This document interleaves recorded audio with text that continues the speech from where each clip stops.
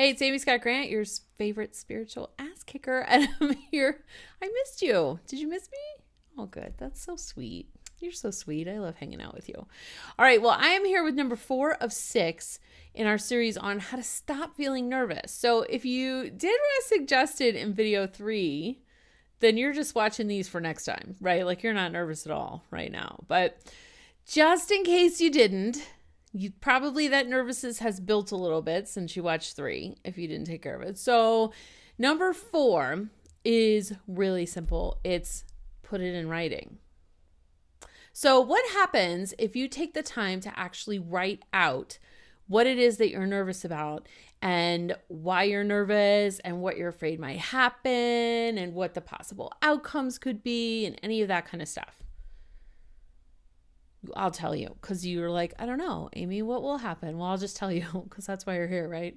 I'd love to have a two-way conversation, but on these videos, it's pretty much just me talking to you.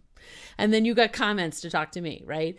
So, okay, anyway, when you put it in writing, it like magically starts to lose its power, right? And it can really, it can disintegrate, but that's not really the word that I'm looking for. It starts to kind of dismantle itself, because what happens is nervousness is sort of like a low level fear. Okay. It's like a smidge of fear. It's basically what nervous is, like when people go, okay, are you scared? No, I mean, I'm a little, nervous. That's right. Nervous is just a smaller, less intense form of fear.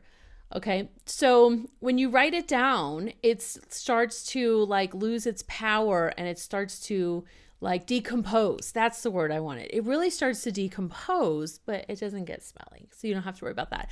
But it starts to break down and decompose. And that's how it loses its power. And you start to get some understanding at the same time, like, oh, now I see what's really bugging me about this. Right. And once you know what the issue is, it's so much easier to address it and handle it.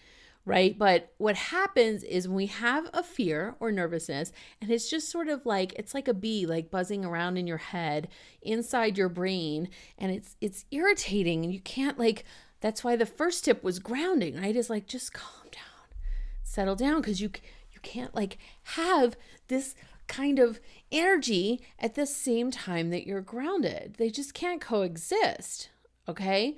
So writing is a form of, it's not necessarily a form of grounding, but it does help you settle in and start to look at what's going on. And it can be really simple. You don't have to write a freaking thesis. You don't have to have pages in your journal, whatever. You could just take out a scrap of paper, right on the back of a napkin. I don't know, maybe you're in a bar in an airport or something. I don't know where you are. And just write I feel nervous right now because.